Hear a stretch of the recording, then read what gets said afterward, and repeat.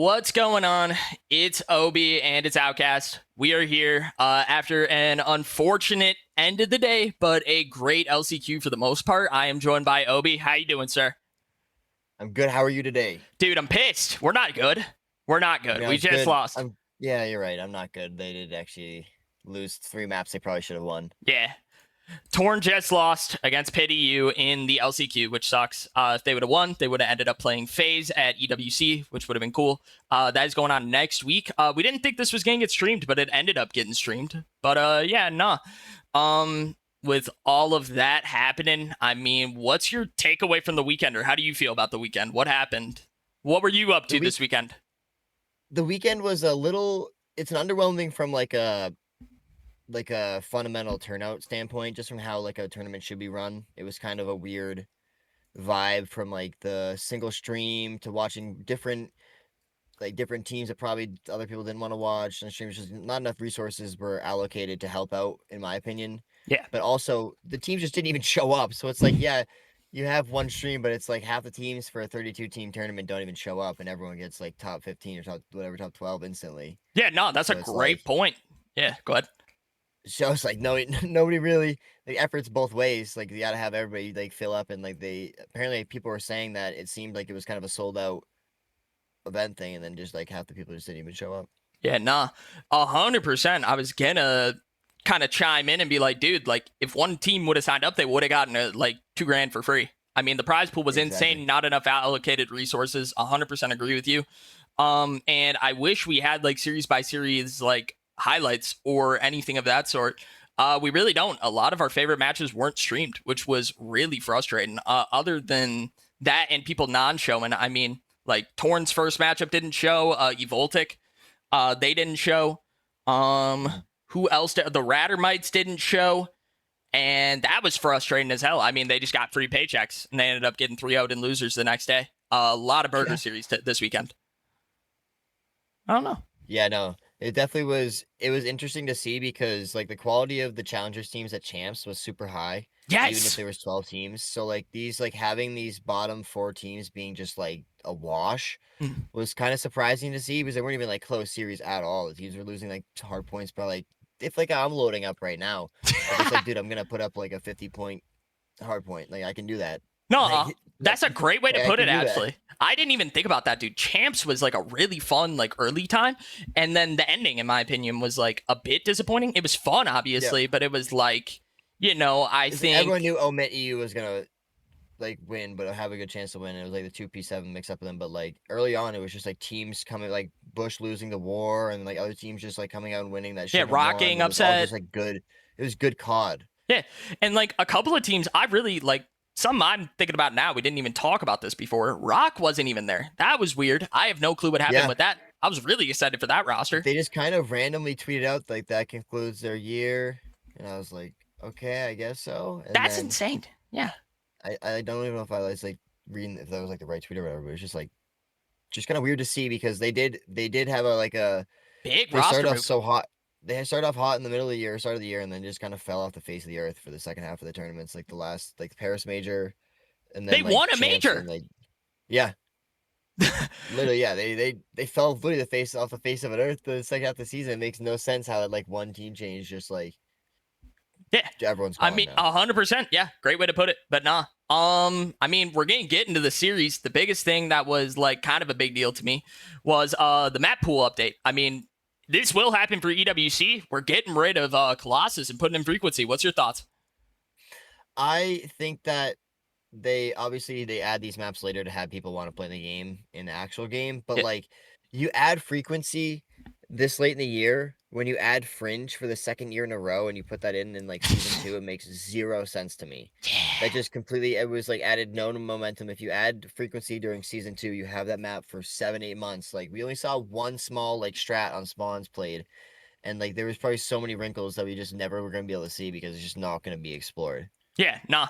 I was a big fan of it. I'm gonna be honest. Like, I hate it too. I agree with your point, but I think the map plays a lot better than Colossus. It's really funny when they tweeted it out. If you go into the comments, everybody's pissed. Everybody thinks Colossus is a godlike map, and then a couple of days later, Optic put out their podcast, their team podcast, saying basically, "Oh, hey, we're so happy this is out," and everybody's like, "We agree, totally, Dashy. You have so much aura." It sucked. It was so funny to me. I was so. It was hilarious. But yeah, Right. fuck this map. Map's awful. Glad it's gone. Should have been gone with Blackheart. Frequency plays Yep. really good, by the way. You were talking about a Yep. couple of cool strats that were really getting in my mind, specifically one with the P3. We'll get into that like eventually, or we won't. Maybe we keep our secrets, but you know, in general, I think the map plays a lot better and I like it. But It does. going into the weekend, I mean, teams were scared to play it. That which was frustrating. I mean, I'll show the bracket real quick, just as like kind of a aspect. We're gonna go through this bracket. We're skipping a ton of series. The bracket was kind of a shit show for the most part. A lot of series we're just not even gonna cover. But the most frustrating thing, like we talked about, was that a couple of teams were just not showing up. And in general, there were just a bunch of like shitty 3-0s that weren't even close. Like it just felt like it was a local. I don't know. Like No, it did. It felt like I mean, a lot of these teams coming out, they like what was the qualification process for dude, signing up. EWC? Signing That's what I thought. Yeah, that's all it was. That's what I thought, because like some of these teams definitely should not have become even close to playing these other teams. I mean, we had Dylan Which Codd wouldn't with have 3 happened if- randoms. That was ridiculous. Yeah, that was ridiculous. He's just pulling up with his IRLs. Yeah. I mean, that one guy he was playing with was really good. I'm trying to remember his name, but he was. Oh, I actually have it here eventually. Zyro, I believe, was really good. Yep. Versa and 11 could have had feet for hands. They were dog shit. Yeah. They were licking the wall. It was bad. Zyro is shooting. Yeah. But for the most was part, shooting. from what I remember, to be honest, it was a blank. It was an awful series, except for Dylan Codd. I think he had like 11 in the search at like round 3. He did. He went off in the surge. But yeah, that series was cool for the most part. Everybody was tweeting Dylan Codd's back. No clue where he went. Remember at the beginning of the year when they were like, "Hey, we're making a thing in EU. We're building a team around Dylan," and then they just didn't. Yeah, and then he just disappeared for the entire year. And now he's here. I don't know. Yeah. Whatever he was up to, fuck it. He was killing it. But yeah, bunch of burger series. The other thing I want to get into is that we couldn't cover a ton of series. We don't have much footage, not stats. Why was that? I really think like it's just an afterthought for like in their mind the LCQ. It's like their EWC is just so focused on having all these like everything would be about EWC, and they didn't really think about the fact that people want to watch the qualification matches, which doesn't make much sense to me because the teams that win will go to EWC. It's a big deal. They're gonna play FaZe, and then also they can make an upset. And it's also good marketing. Like a week before you have streams going about EWC, you can just throw up a shit ton of ads about the event next week. Yeah, and then just have it be like super well, like known. Yeah, the word out there completely. The most frustrating thing by far, me and Obi are part of Torn. Like we love it. We were really pissed when, and we get like the Bush hype. We were really pissed when they weren't even showing either of those series. They showed a random losers series, BTD versus Omnia or something, or Pit. Yeah. And I was like, are you fucking kidding? They weren't showing Bush. There's one stream of the day. It was Bush versus Omit Brooklyn. There were a couple of teams, by the way, like P7 is the Pit EU, and what was the other team? It was Crud. Aerotech Edge. Aerotech Edge was Omit Brooklyn.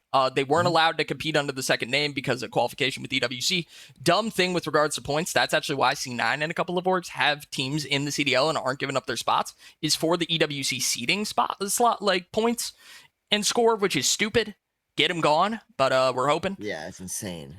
But that was the most frustrating part, was just the fact that they didn't want to show the most popular matches, and in general did not have a Bravo or a Charlie stream. A lot of delays too. A lot of marketing, which was pissing us off. But we can get into some of these series and getting rolling. If you want to start off, I kind of want you to talk about go over that. I don't know. We got a couple. We don't know which ones were shown realistically, but that Dylan Codd one versus Bittersweet. I mean, you could kind of give the rundown of that. We both think it sucked, but for the most part, we could talk about it a little bit. Yeah, I actually have it up on, you can pull up the day one stream. It was streamed. Yeah, no, I know that. And yeah. Dylan Codd went 29 and 28. He just literally hasn't changed a single bit. He's going to be in your face. He's going to have all of the engagements possible on the map. Yeah. So it's just funny to see he went I think it's 2 hours 31 minutes in. Oh, good. Calm. I got you. It's like right around there, yeah. So he's like just flying around the map. He's the most obviously carrying. His And look at teammates, his teammates. 11 Yeah. and Versa aren't even add them together, they're still less than him. Yeah. And so that's just like terrible. But obviously he has any team around him. He might do something in this qualifier. I'm not gonna lie. I mean, it was frustrating. Yeah, nah. Like, and 23-23 might not look good, but when you're getting slammed like this versus a very good team, this stat line looks good. Most engagements, flying, actually playing the game the right way, trying to chow for the teammates. Like, he's probably telling Zyro chow. Like, I love that. Yeah. That's perfect. That's the way we want to talk about COD. This Bittersweet team, I was really excited for it going into the weekend. And one of them just DC'd. I did not even know that. Oh, never mind. They're back. Oh, little glitch. But, nah, like this Bittersweet team, I actually thought was a favorite. I'm really a big fan of value. If you guys are buying stock in these players, buy a lot of value stock. I think Mirage played really good. Prada, I thought was like not playing great at the beginning of the year, but he really stepped it up this tournament. Good SMG pressure. And Felony didn't really have that good of a series. It's his first time not making champs ever. Challengers or main, which is frustrating. Do you think he hangs it up? I was expecting almost to see a retirement tweet when this like they got eliminated here. But if he I mean hasn't made the decision yet, which means he's probably gonna at least try out the kickoffs and like the initial tournaments to see what he's playing like, because it's probably in his mind it's gonna be less of a year like this flying at you and stuff like that, and it's gonna be more of a year where a Veti player is coming in and has a bigger impact on the map because they just understand the game better. And if you guys don't know Tyler Felo, by the way, in the scene, he actually does a lot with challengers. He's awesome. Big fan of him. Everybody thinks he's like washed in challengers. Those type of players that hold an iron and are very dependable, do the right things, able to make the map easier, are a dime a dozen. They're amazing or dime a dozen might be the wrong phrase, to be honest, but like they're a diamond in the rough. Fantastic type of players. I mean, you think about it. Felo teamed with Aluka at the beginning of the year and helped him get better. And Aluka said Felo was one of his favorite teammates all year because he made the map easy. He explained it for him what to do, helped him, and overall helped his mental. And I think it's one of the parts why he had success on the Falcons. But yeah. I think if he did retire, it would be good because he does do a ton with challengers. I mean, the Felo 8s are kind of like a marketing ground nowadays. People find good teammates. They have tournaments. They know what ranks they're in, have a group of people to hit up. It's fantastic. Yeah. But yeah. This series in general was a wash. It was. The search was him, just Dylan Codd trying to carry the absolute shit out of everybody. We could show a tiny clip just because I have it written down. What did you think? Did you have it written down, or do you remember the part where Dylan Codd had bomb in the 5-3? Oh yeah, and then he doesn't. He streaks with the bomb in his hand. With bomb. So he has bomb right now. He's actually going to back up and streak in his own spawn. And Prada's going 11-5. He decides to streak as well. And so it's a counter streak. Dylan gets none. They try to take A pressure. Great counter streak, by the way, from Prada, assuming that they're going to take outside pressure from it. And Prada ends up, it's kill feed. No, it's Mirage. Mirage has the streak. My bad. Mirage ends up getting 2. And then they trade out. But Dylan Codd almost had like 3 1v3s first 3 rounds. It was kind of insane. He ended up getting one of them. And then we were like, hold on, we got to chow together. We're tweaking. But yeah, this series was kind of a wash. You want to just move on? Yeah, I mean, then, yeah. The next one was like it was a bad score, I'm pretty sure, for the Overload as well. And like I said, I'm just going to show finals for the most part. We'll just talk kind of about the series. The next one, realistically, that was like pretty competitive was that T-Bush Omnia one. This one was not streamed, which sucks. Yeah, it did suck. It's like it only had one. Like all of the first day was toughest because it had so many matches on at the same time. So all the good teams were relatively going to play each other at some point or have any matchups in the first round. They're okay. Yeah. So it's like you had to pick one, and it was just like you can't pick. It just sucks that you have to pick. Like, why do we have to pick? Yeah. And this Omnia team overperformed, in my opinion. I really like this team from the coach's standpoint. Again, boys with Jiren. I'm always going to say it. He's a good dude. Knows what he's talking about with the game. But I mean, Treaty 1, you took 2 players from that team, which I thought played for stats and Kill Horde last Challengers champs, and to put them on a team with Brezzy and Mighty, and you're going to get kind of the same result. They ended up having a couple of competitive results, though. They kind of made a loser's run. Not crazy, but they 3-0'd Ryzen, which was, I believe, Was it? Oh no, it was Alpha. So Alpha was on that series. My apologies. But then they ended up losing later on to Cobra, who was on a good team in BTD. We'll get into that series. Honestly, we could talk about that now. That BTD versus Pit series, I know you have a ton written down about that. What was going on with you with that? I mean, why was that so important? I know you told me before, but I'm kind of asking. To me, it was just crazy because it was like, it's honestly how every tournament is. Like the first match is the most important because if you don't come out and like deal with what is in front of like what's in front of you, like you can end up doing what the Pit EU team does and lose 3-0. Yeah. Like it was like you come out first day and you get swept and you end up winning the tournament. So it's like obviously you have the talent to beat the team that you lost to on the first day. So it's like they were just obviously came out flat and just I don't know like specifically was that one streamed? Yes, it was. I couldn't pull it up, but I was just going to show finals, but I could do that. I got you. It was first day, I believe. That was the time when we were really upset. Like the first. Oh yeah. I think that was like the initial. So this was Tiba. Oh no, it was Saturday. Saturday was the important matches. Oh yeah. Yeah. Too.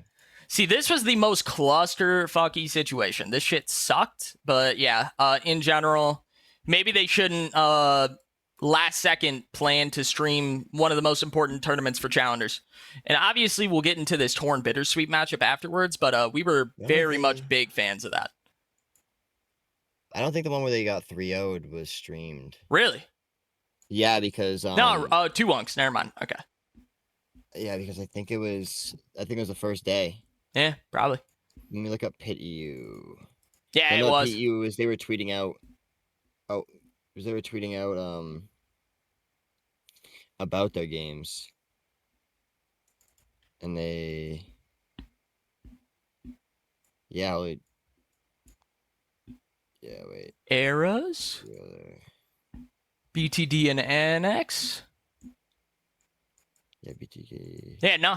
Complete. They didn't stream it. All right, cool. So that's great. We the thought one game we thought it was streamed. They don't get streamed. We were really excited about it. We're like, oh, this is sick. I can't believe they got 3-0'd. Nah, we can't watch it. Okay, guys. So that's fun. Love it.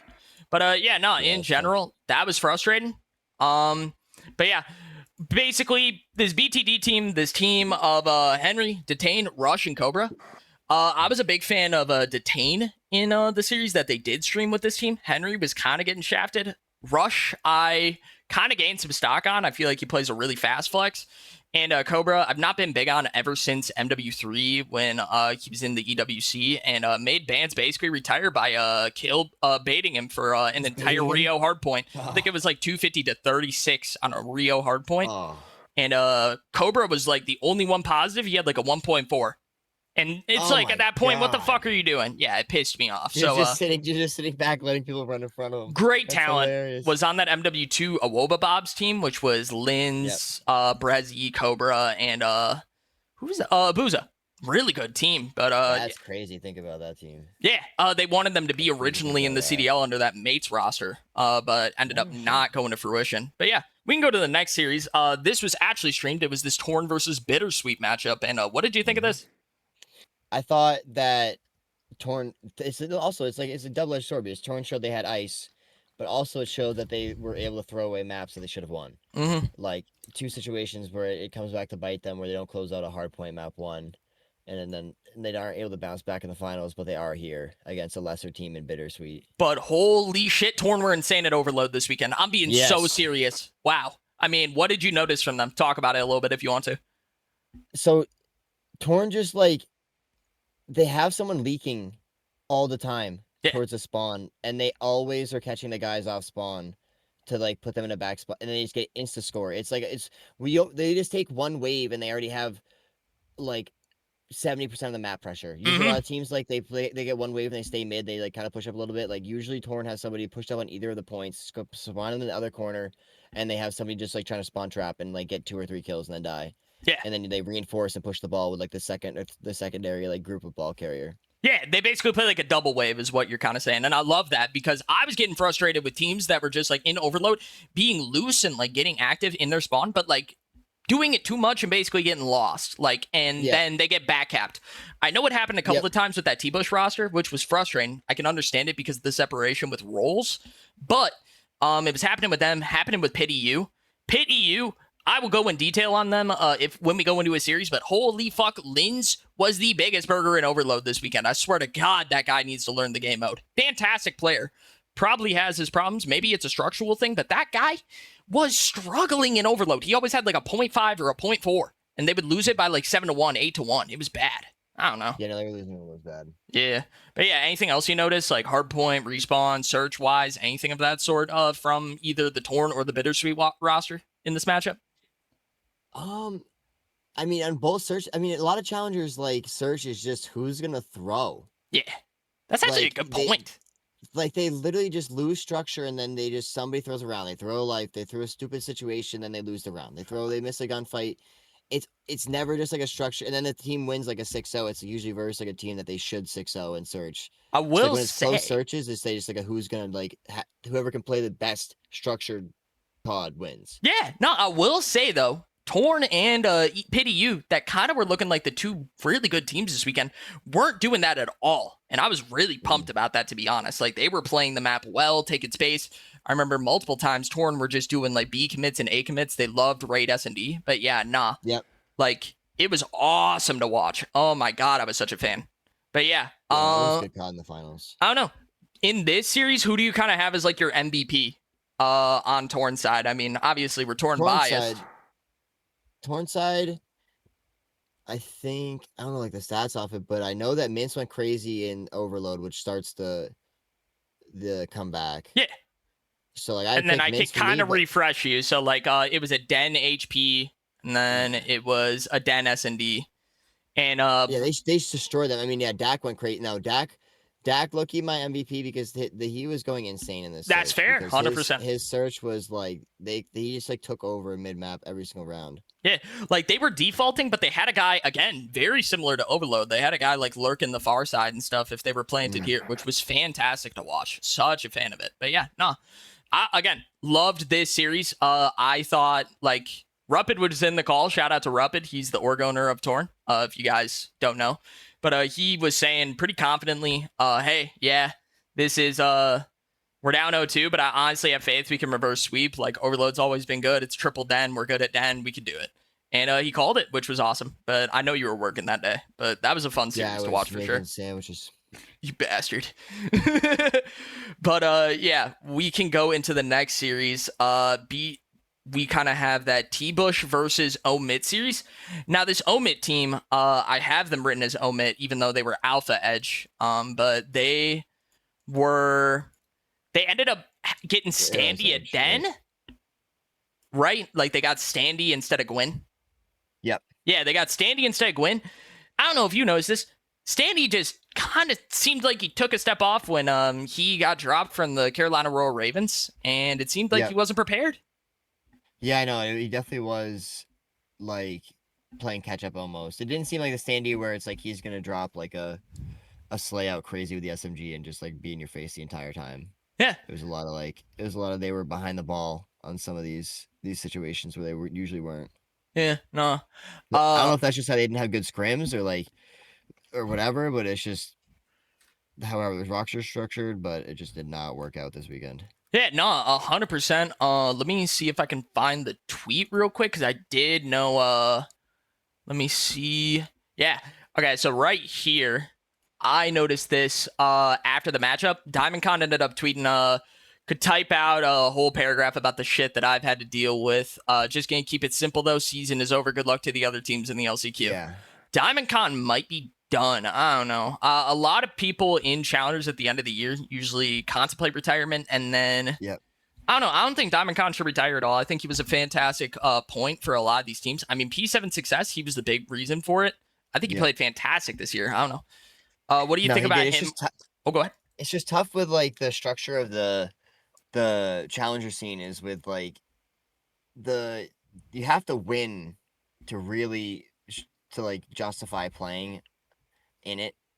If you're aging out of like the like without being like pro scene, like you were in the pro scene, then you're like playing challengers, like you have to be consistently a top 4 team. Yeah. To do that type of stuff. Oh, especially when you're older too. When you're older too. Yeah. It's like you can't like if you're 20 like with Mints, like TK and Millie, it's like, okay, on to the next. Yeah. And for Dak, it's like, all right, he already has like gloves in the ring. He Yeah. posted his tweet. So we Oh, can throw that later, Dak but retired. He posted the. Ah, I mean, shit. you can throw it. You can throw it if you want to pull out later, but He might try it's again. Who knows? But as for 100%. now, Yeah, he's it's contemplating like it. as for now, That he's sucks. contemplating it. I mean, gotta give credit to players like Tyler Felo. I'll throw that out there. The reason he got picked up so much, and one of my favorite things was that he didn't want to join Bush at the beginning of the year, and he said it's because he kind of realizes that his road to the CDL is winning every single event. Clearly, he didn't do that, but Yeah, it's one of those things where if you're 23, 24, you need to win everything. And if you're young, you can be on a roster where you could just stat pad. And org owners, GMs will not look at the games. They'll just look at, wow, he dropped 40. Let's give him a chance. the POV look crazy. Have some crack kills, 3 pieces, like that you're baiting your teammates out for. Like they're gonna put you in a spot. 100%. I mean, it's just, I love the way you word that. Yeah, I get so frustrated about it. But going into this matchup though, this Aerotech T-Bush matchup, I mean, let me check it how close it was. Yeah, it was 3-1. I mean, what map did they even lose? They lost the they lost the search. Even though Pro Loot started out really hot and they just won every respawn. This T-Bush team was bad at search. Do you have any opinions on it?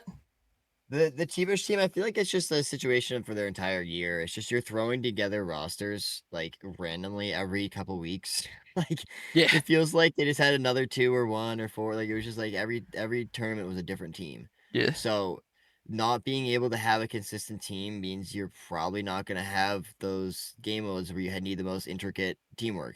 So like you're going to slam in respawns because you're just going to outpace and like shit slam them with your aim.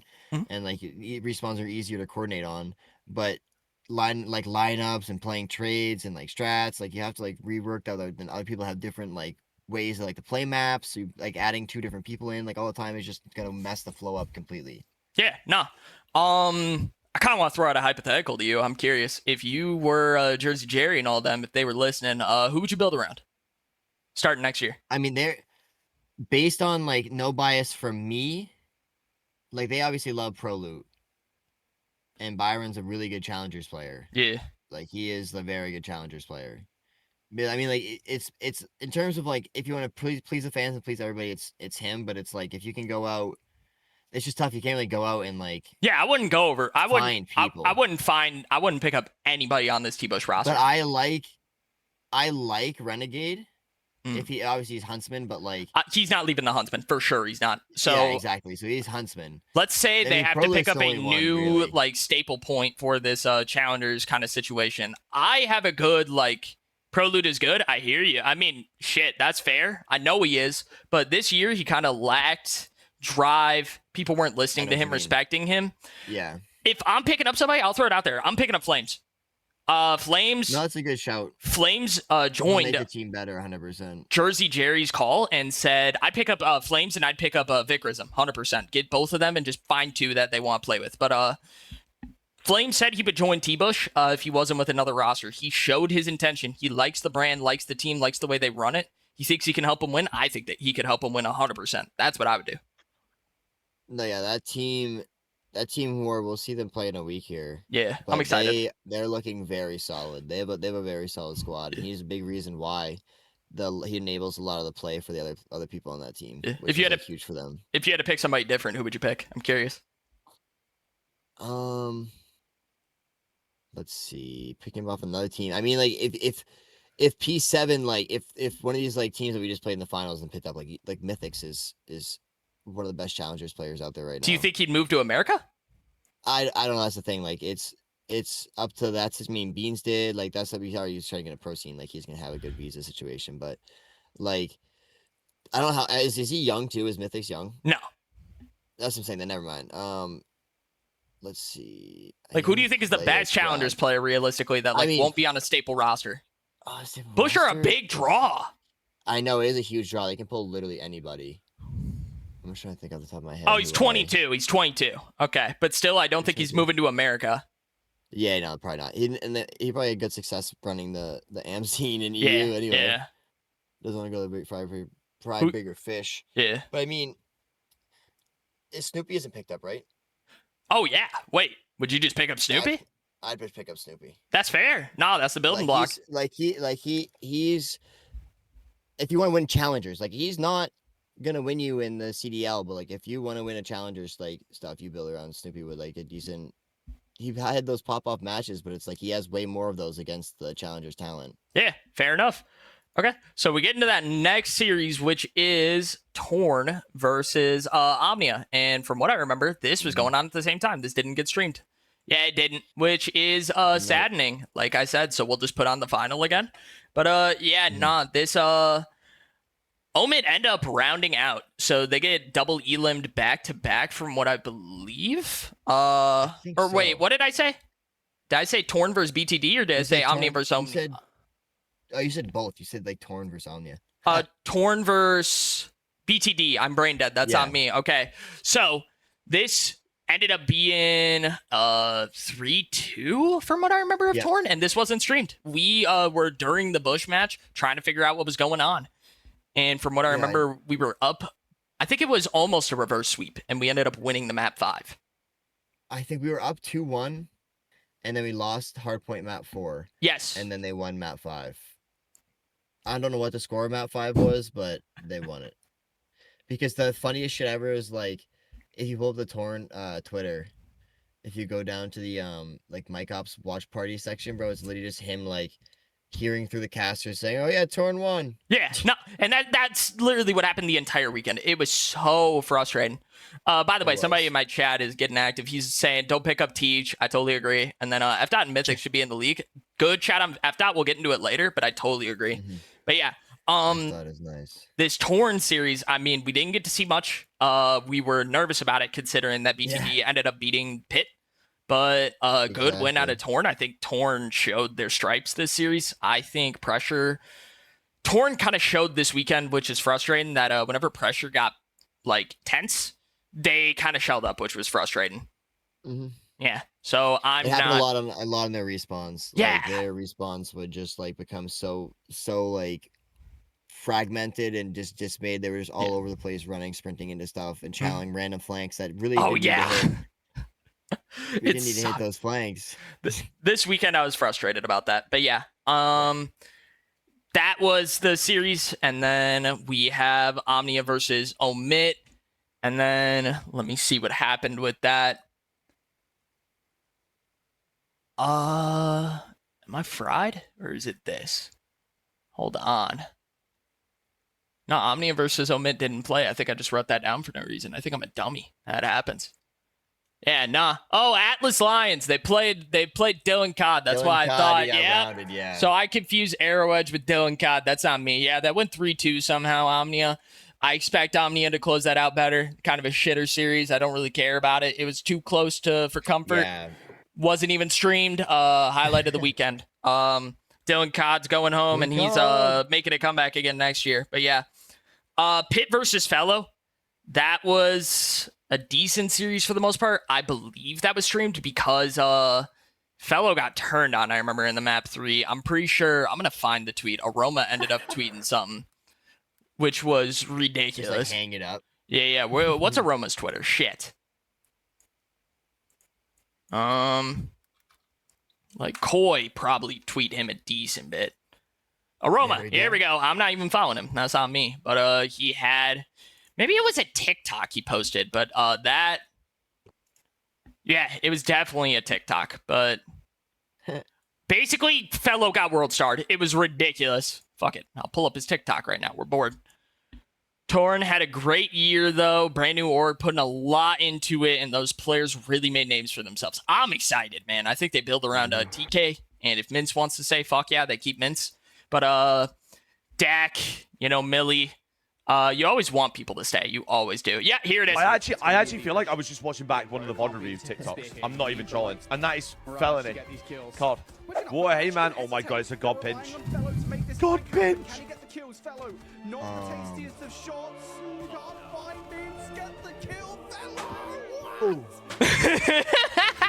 No. That was bad. That was so bad. Yeah, so I saw that. That was just the epitomization of the series. I mean, fuck, man. 3-0 win for Pitt. It was bad. Or wait, hold on. Were they actually up? Hold on. I actually feel Bittersweet were up 2-0. They got reverse swept. Oh, fuck. That's bad. Well, that is so bad. Oh. Okay. That is so bad. So, that happened. Shit. Didn't even realize. That's on me. Did. That was it was a long weekend of us not knowing what was happening. But, yeah, that was fucking ridiculous. Ew. Hold on. I had the finals up. Where'd the finals go? Day 3. Oh, I backed up for a series. We'll keep going back to the finals. But yeah, in general, I'll put on their overload because Torn played good in this. But yeah, that was a shit show. I didn't even care that much about that series. We already kind of talked about Felo and them. BTD versus Omnia, the only thing I want to highlight is that this was kind of the battle of the teams. I mean, Cobra went from Omnia to BTD, and BTD ended up beating them and making it to top 4, which was obviously pretty good placing. Didn't matter, though. They got shit slammed by Pitt next round.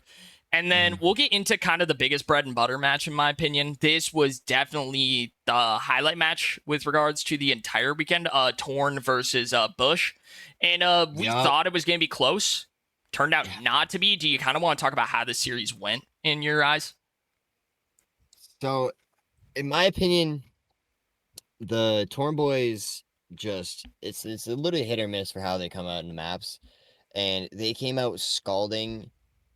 Oh, and also the beef between Bush and Torn was big. I got Stallions in my chat saying, "Why are you watching this shit? Fuck Millie." I like that, but yeah, go ahead. But it was just funny because they were just a little slightly step above Bush. Bush just slightly. They just didn't have. It's just tough when you pick up, like you pick up Wake, you pick up Renegade. They have no pace on this team. Like, yeah, it's just not. You have one dude off of his normal role. Like, it's just you're not going to be playing. If a team comes out and they're firing like Torn was, you're just not going to be able to compete. Yeah, and yeah, Dak was ridiculous in this series. I remember in between maps, he was going up to people's setups and joining the lobby, which I thought was hilarious. Yeah. And then Millie and Awakening, I'm pretty sure, had like a funny little standoff where everybody dipped after map 2 to use the bathroom, but they stayed, almost like that national anthem vibe. I was making a joke about that during the match. I thought that was funny. But yeah, the match was basically Prolute getting getting horked map 1 and map 2, and then map 3, Prolute just started a Killhorn, which was kind of frustrating to watch. Oh, it was actually the Scar HP for the Pit, I remember. Fuck, that's on me. That's the next series. But yeah, that was frustrating. In general, Mince was ridiculous too. I did not have a lot. I'll say this confidently. I didn't know much about Torn's full roster when I joined Torn. Yep. I was nervous about Dak, nervous about Mince. Mince proved me the fuck wrong. That guy's awesome. Mince is so good, dude. Yeah. Mince is like an ideal flex. He plays the map good. He trades a lot, makes me happy in the way that he plays that way. TK I knew was good, and Millie I knew was good. But Dak, I still think he has a couple of things he can work on. He obviously has insane takeover potential. But realistically, something I was worried about is that Beatty sub role, I'm not like necessarily the biggest fan of. I feel like as a sub, you always want to push pace whenever you're sitting corners and waiting for scams. It's kind of hard to push the map at times, but Dak was flying this series, and that was awesome to watch. But yeah, any final thoughts? No, this series was a kind of a whitewash. It was fast. It was a DoorDash. I mean, we were having fun. I won't lie. It was a really good time. Loud. It was getting loud. It was awesome. It was so much fun. Yeah, we had people waking up at like 4 a.m., 5 a.m. because it was a time difference. It was a really good time. Like I said, when I joined this org, a lot of people here are awesome, and it's been really cool. Just the fucking nerdy vibiness. I've been loving it. Yes, but yeah, sir, bro. It's just vibes. But all playing games, vibing. I love it. But yeah, the next series we get into is Pitt versus Bush, and they played kind of the same map set, which was kind of weird. I thought this was gonna be closer, and it turned out not to be. Now that we're talking about the Pitt and T-Bush and Torn, we could kind of get deep into these rosters and what we thought series by series. F-Dot should be in the league. Somebody said that earlier. I totally agree. F-Dot, I said it kind of in that LCQ pod we did. I think he's insane. I think whenever he has a bad series, he's throwing. towards the end. But that guy is putting in insane damage, playing at a crazy pace. I think he's the underrated MVP of this team. Lucifer, aka Harry, is obviously fantastic on this team too. But like when you're looking at who pushes the needle for it, I think Mythics and FDOT are the biggest playmakers. But ironically enough, Linz was popping off towards the end. But holy shit, what did you think of the matchup? What did you think of the matchup? Pitt versus T Bush. Who do you think was the all-star? Or anything you feel like talking about. I'm just prompting you. I probably like Linz. I mean, Linz like took over the last like two series almost. Yeah. Like at some points, like it felt like were you just getting those like 2 or 3 pieces, and you're just like, dude. Like that's what stops. That's literally what stops so much momentum is when you get like somebody gets a kill, your teammate is already pushing out. They have a 3-4 whatever, and you get another kill. Then that person's up to 2, and it's just like, all right, it's back to even numbers. Yeah. And you just lose all momentum pushing a hill. This team did well all weekend. Pity you always would stop. Like they were very good at hemorrhaging damage and then just like taking back momentum. Yeah. I thought about a question just now. I kind of want to ask it to you. This is a good one in my opinion. We talk about Linz a lot. We talk about players that went to the league, had success, and come out back to challengers, and they have to make their run. We talk about players like Joe Deceivs, Gwyn, Linz. What do you think is the main difference between challengers and the league? And whenever a player like this comes down, who was like a perennial all-star, a lot of people had Linz as the rookie of the year in MW3. Yeah. When you come to challengers, what do you think separates like the people that wash out in the league or like stop playing challengers versus the people that like Joe Deceives, for example? He went to challengers, talked about his process, and came out insane. What do you think is that key marking success story, like part? I think it's a lot of time it's how people take like if they'd ever been in their life before not good at something or like had been bad at something. Because they just hop on COD and they were just insanely gross their entire life and they never really had to like self-reflect. When they get to the league and they fail, it like takes a lot to then just like humble yourself to self-reflect. Like you're not thinking like, oh shit, what it was fucking costing me, like you're immature, you're just like yelling at people. Like dealing with adversity is what you're saying. I love this answer, by the way. Holy shit. Yeah. It's like, and then if you can go back and then like go in and then attack what you said, like what Joe did, attack your whatever your method was, like figuring out how to get better, playing with like worse players, because it is slower. Like if you're a good player and you just need to figure it out, you can figure it out at a slower pace in challengers and then go back to league and be successful in the higher like speed situations because you have been in those slower ones and made good decisions, which then reinforce your next decisions when it's happening faster. Yeah. But if you have bad decision making and bad, like everyone's gunny is like, yeah, you can be like insanely gunny and you're off some days, but like if you're putting yourself in good positions and making weird like creddy plays and making good like move out here, slide back here, low health, and then like chow the guy. Yeah. It's like that's just you can't teach that shit unless you're like really thinking about how you're moving around the map, which most people can't self-reflect half the time. Yeah. A concept in League of Legends that I really like, and if you're ever trying to get better at an esport, I recommend watching other esports. I recommend to COD people watch League of Legends. That shit's interesting. People talk a ton about macro versus micro. Micro is basically shooting, and macro is basically everything that you do before shooting, like how you're placing yourself on the map, how you are getting to your next chow, playing close to somebody, trade ability, stuff like that.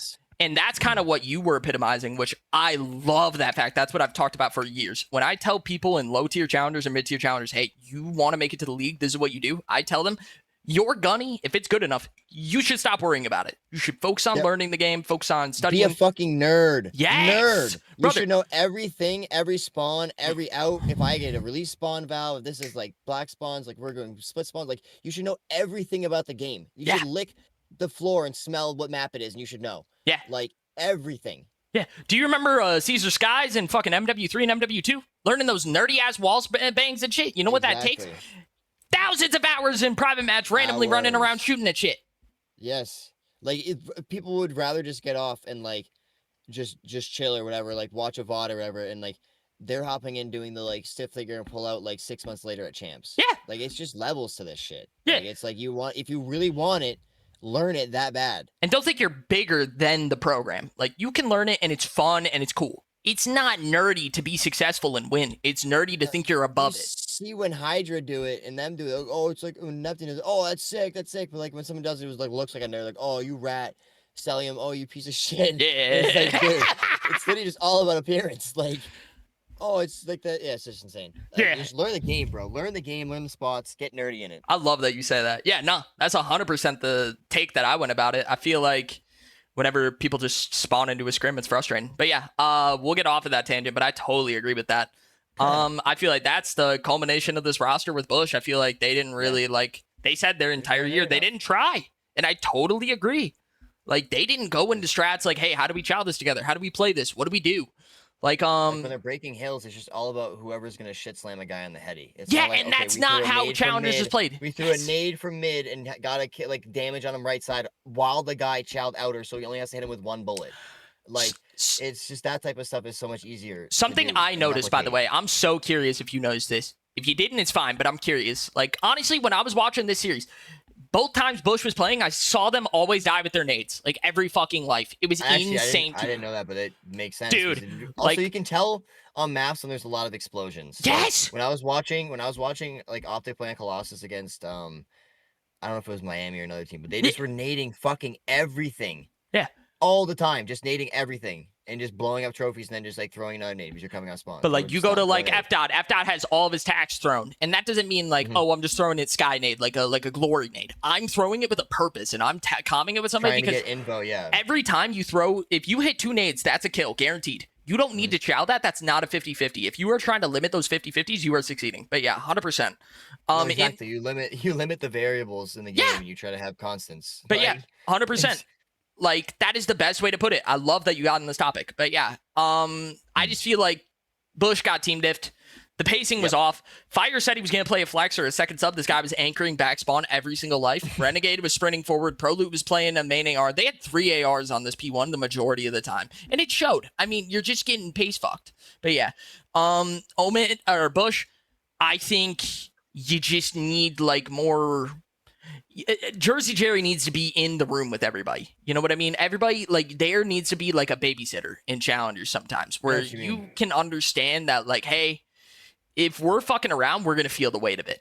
Like, you know what I mean? Like, if you're going into a scrim like when, yeah, go ahead. It's like when Optic would find them from, like, missing scrims or fucking around doing shit. Yeah! Like, you actually have to put in a system that, like, keeps people in check because obviously if there's no system, they're just going to abuse it. Yeah, like it's crazy that champs, we learned that Capsital was missing scrims and not giving a fuck. Like, that sucks. So yeah, in general, I think the Bush need to be better. I think they can be better. But this was a really, like, dominant second series. Again, some I was really interested in was just the Linz, like, he was just shitting Overload. It was so frustrating. Oh my god, he started out the Overload, like, pretty hot for the most part. Like, he was like 6 and 5. I know y'all can't see it because the webcams are up. But then they actually had a really weird reset that went into a second round.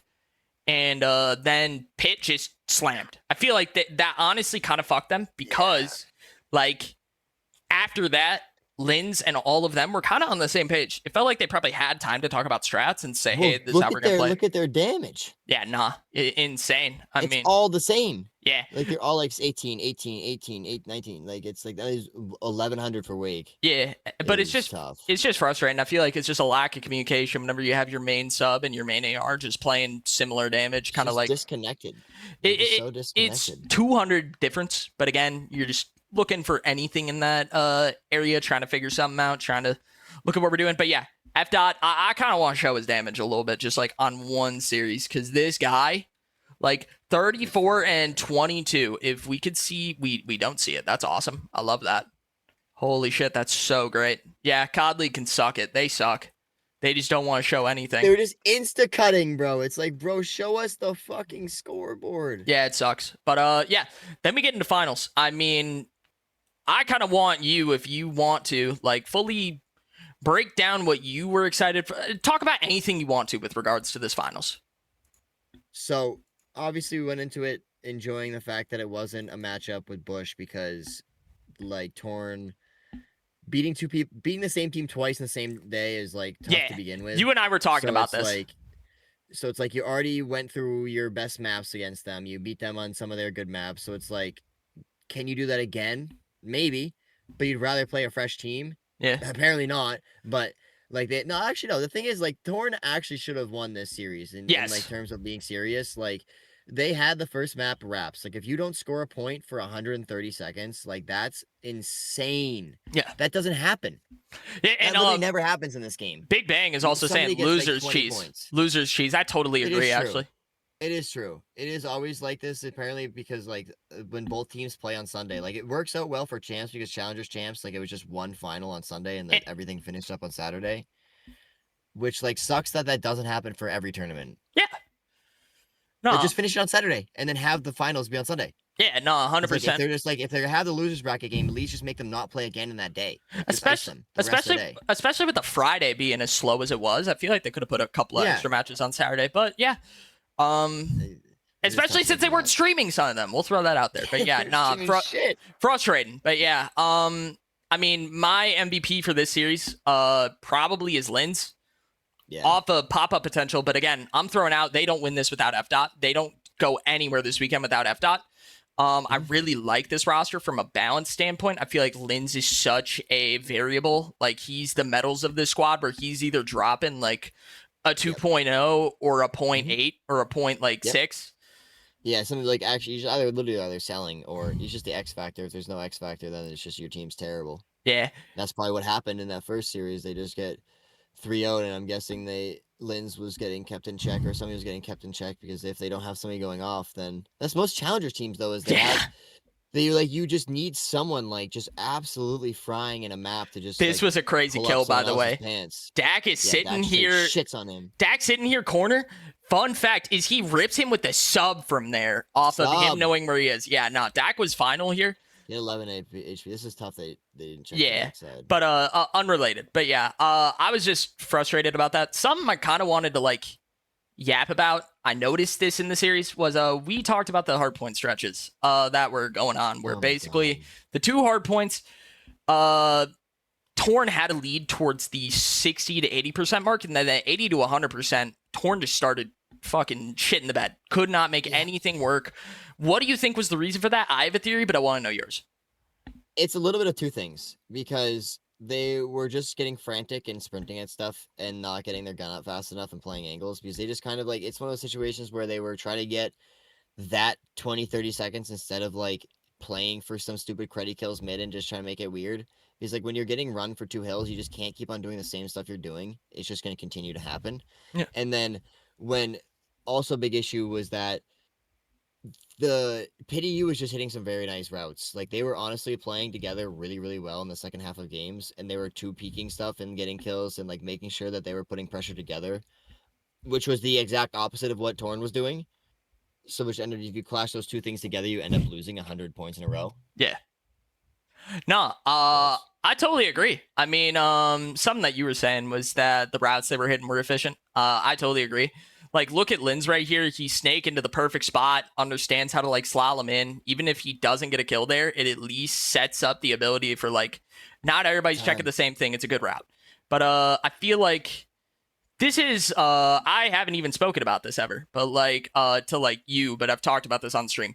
There's like this concept I talk about, where it's like basically having a front line in your setups and your pushes. And I find this so frustrating in challengers. Whenever subs, or in general, whenever a game gets like later and you're worried about something, people try to force a route, and it leaves your ARs in these frustrating positions where they have to entry basically, and they have to take the initial, where like, for example, Torn, TK and Dak were both taking routes at opportunities, and they were taking it deep. And that forces your ARs in the first like wave of engagements to take the first gunfight, versus probably a sub in like Mythics or Linz, who is in a corner, has the advantage. You're not going to win that trade battle most of the time. And so you need one of your subs bang in front if you're going to play your entire guarantee of winning off of a route.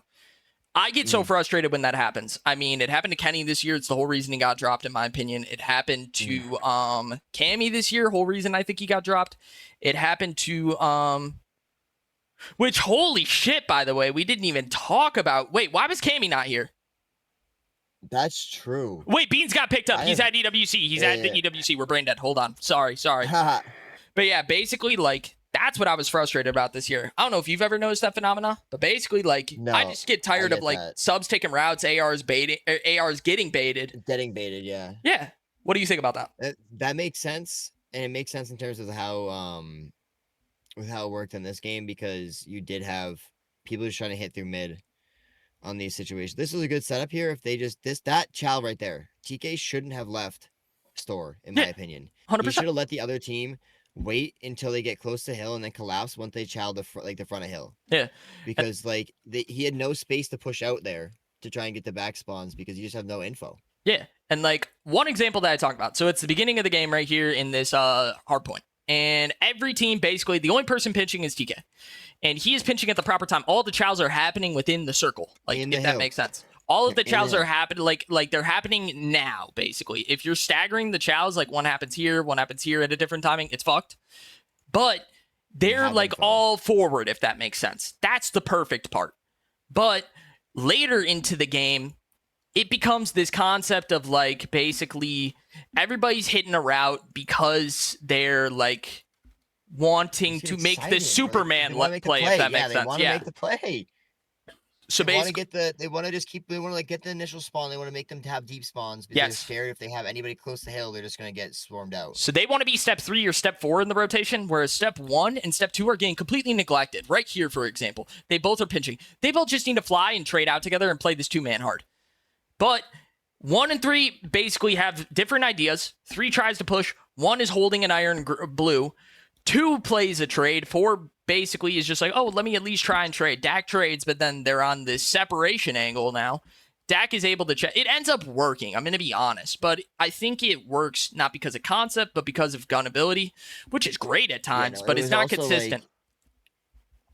It didn't work crazy well though because like even if they lost, it was also works in later games. They just lose those gunfights later. Yeah, they lose those gunfights in like 5 seconds. So it's like the same thing where it's like you're not playing consistently good COD. It's just you're just relying on just breaking stuff frantically like that. Like we're just flying at stuff. Solo angle. Because they don't have to fully like he doesn't have to jump up there. He can hit a jump where he bounces off of it, sees the info, and then chows backside or whatever. But it's just like you can't. They were flying at. Obviously it's late game now, but they're flying at everything like this for the past like 3 hills. Well, also think about it like this: 4 is taking a solo fight, 3 is taking a solo fight, 2 is taking a solo fight. That is just not the ideal way to play COD. That's all I break it down to. Yeah, frustrating as hell. I mean, F.Dot's got 44, not much you could do with that. But and then 1 has to make this hero play. He has 44 with a minute and 37 in hill. Yeah, F.Dot is fucking insane. Everything. I need to know how old F.Dot is. I need his phone number. I like that guy. He's hot. But yeah, nah. I mean, yeah, in general, very disappointing setup. I also felt like in searches in this series, I mean, Linz was ridiculous on that socket. We have to remember that. That was just like didn't he get three pieces or 2? Yeah, basically. Like there was at least 2 rounds he got 3 pieces in and probably a 2-piece other than that. Because he literally hit. He loves the smoke. Weird timing bottom mid. Yeah, you got the fucking bottom mid timing. This right here. You got literally 3 like right there. Oh yeah, fucking smoke, right by that shit. He gets 1 here. Hold on, it'll be it's kill cam. Hold on, I'll show it. But yeah, basically this was oh well, fuck the kill. Yeah, hey, great production. I love this. Holy shit. But yeah, like they slide here. He takes out the smoke space, gets a kill. Somehow mid back here. Watch, he like gets that kill, and gets another one. Yeah, and then fucking how does he still have health? I mean, GAs are thrown out the window, in my opinion. Hey, if you're in challengers, break them. Fuck it. I mean, if you're going to get snaked in grand finals, I'm tired of it. Yeah, I mean, like, it's just, you got to snake. Everyone's just going to snake or do some cruddy shit trying to get into fucking 20 grand. But yeah, then it ends up getting to a search. And this was a very frustrating game. I mean, Mins has a slow start for the first time in a while. I feel like he was very consistent this entire series. And then, especially in search. Yeah.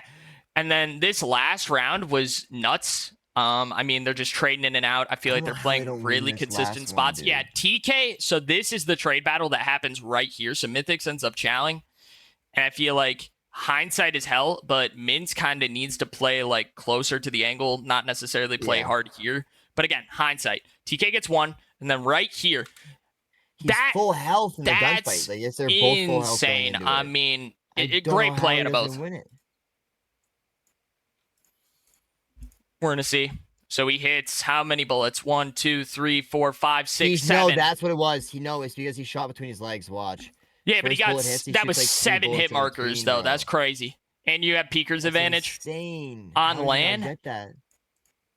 Yeah, but Shoots in then between his legs. I always said, like, dude, the legs in this game are just so weird, hitbox wise. So Yeah. fucking weird. But there was some trash talk, F dot on the backside. I mean, during the second map after, Mythics spat onto the desk and then it ended up getting cleaned up, but it Dude, was that just there shit- the entire time. It was That shit was insane. He's got to That shit drink was more actually water and insane. less White Monster. But yeah, I mean, so that's what happened. I can pull up the tweet real quick with regards to the graphic, but Bush lost, said first he tweeted, he was like, "Hey, I took the L by not picking up Mythics. That's on me." And then he said, "Season over, a lot of changes next year." I totally agree. You and me could end up doing if we want to, a roster kind of hypothetical, which would be cool. Talk about people we want to get together and stuff. That'd be fun. But if you guys want to see that, let us know.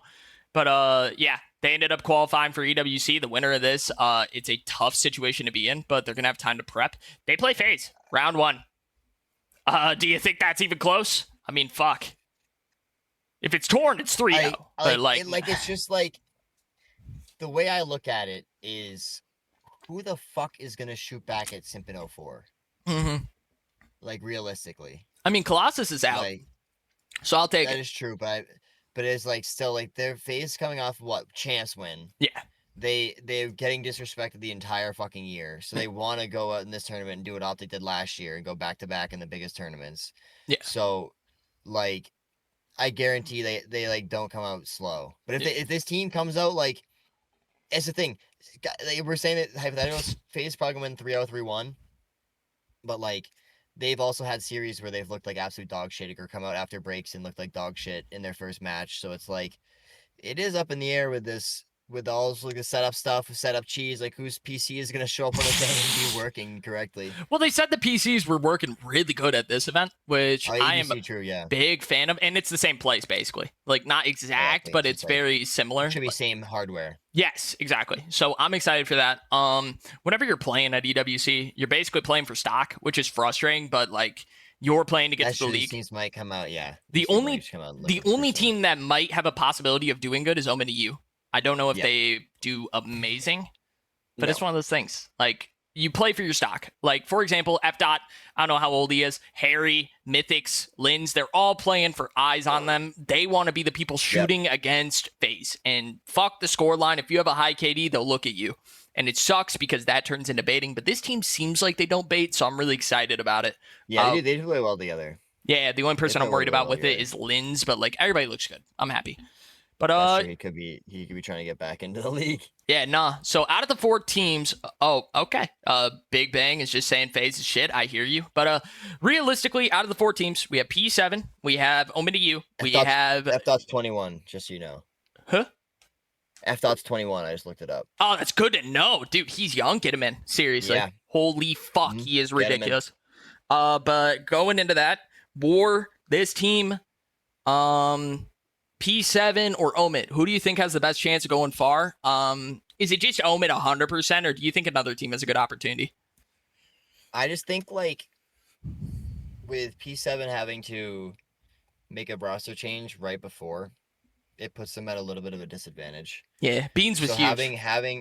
Beans was basically one of their biggest, like, just slayers in general, and just had, like, when you'd have pop-off games, he would take over. So that's hard to replace because like Cammy is like good, but is he gonna come in and have the same effect like in terms of like cohesion? And then with that unit, are they gonna be playing for each other, or is like one of me trying to playing like going from Bush to P7, like he just jumped straight to the EWC? Does he want to play for the league spot again? Like that type of situation. But I think with Omit EU, they have to worry about their inexperience. That's the biggest thing. Is like these pro teams have played the game for so long together. Yeah. Like majority of these pro teams have had like a pretty solidified roster the entire year. There's been some team changes in the lower side, but all the upper ones have stayed pretty solid.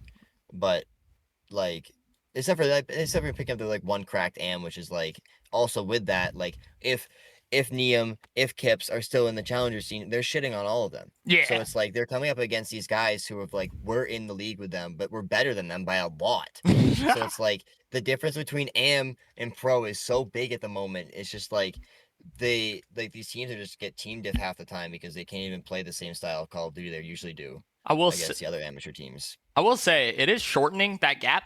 and I'm really excited for the is, prep time they 100%. have. I mean, like Yeah, War, Omit, they've had like a month almost to prep. I'm that's really true. excited for it. Those teams have had a lot of time in the exact team they know they're going to play. They know exactly what they're going to do. They know exact like tendencies these players like to have. So it's like going out and executing their game plan against that is going to be huge. Yeah, my I'm like team. so excited to see it. So I Okay. love pro-ams. I want pro-ams like every tournament. I want it to be open. I just give me fucking cohesion between the leagues. Like everyone knows that like the English soccer league works well because it doesn't Yeah. work super well because you have like top teams that like usually win. I know all what the you're time, get talking money, about. but that's every sport. But the fact you have relegation makes the dog shit teams have fire under their fucking ass. Like Yeah. if you have just a spot like you do in the league right now where you have no repercussions for being a dog shit org, it makes no sense for why you'd want to get better. But if you have the opportunity of not going to any fucking pro major because you're dropped out or you have to go through like a LCQ to go to these majors, like you're gonna fucking put effort into what players are on your team.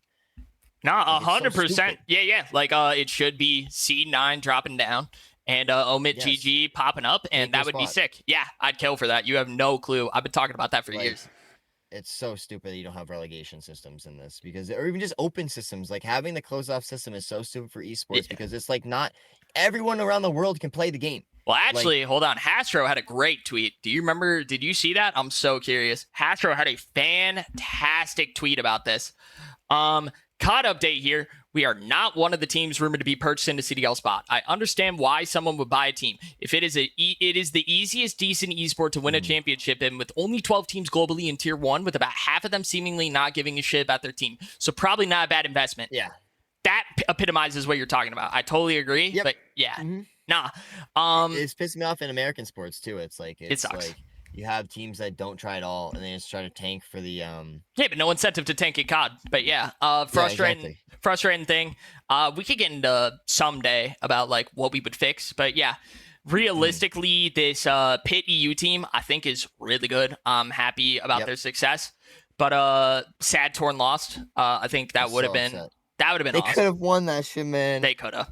It feels like that for a lot of their maps or just matches. It's just like they really do just beat themselves, which is like upsetting, but it's also exciting if the because I know there's gonna be a core 3 with Millie. Like TK posted a picture like on an next year with like it was after champs, like on a next year with the squad, and it was like Millie and Mince next to him. Okay. So it's like if they pick up a really good fourth.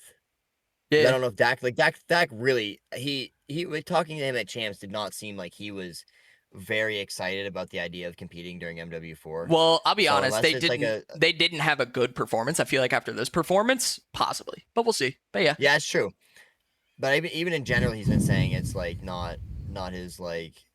But sure, if he has like the idea that he could come out back and have some like super impact and make some money that way, it could be a drawback to play with them. But also like it opens up the fact that like they could get that fourth. You get a which like Dak was relatively a sub player all the time. I mean, get it too real. Get somebody in that's a vet. Get somebody in that knows what they're doing. Holy fuck. Yeah, exactly. Holy shit, that's an insane team, actually, if you get too real in there. Yeah. But it's also like too real's performances sometimes are but don't you dare. I have too real stock bought in dividends. I like too real stock. I played ranked them, so I have to. Yeah, but nah. Random queue. Let's summarize. I'm excited to watch this team go to EWC. Shout out them for winning. Yeah. Unfortunate that torn one. And any closing remarks about the weekend at all? I think obviously people were disappointed. I'm disappointed about how the production level was because I know that EWC itself has an insane production level. Like when we watch this tournament in a week from now, it's going to be an unbelievable standard of streams. Yeah. So like it is upsetting to watch it that way. Like we're going to be going from shit to fucking godlike. Yeah, you're to so literally right. Godlike. It's like everyone went from like, yo, why wasn't CDL run like this? And it's like, yeah, well, fucking at least they have more than one stream sometimes for this stuff. But now looking at it, like the tournament was fun to watch. It was really fun to watch, but it lacked competition for half of it. Like the end of it was fun to watch, but the first half was a little bit.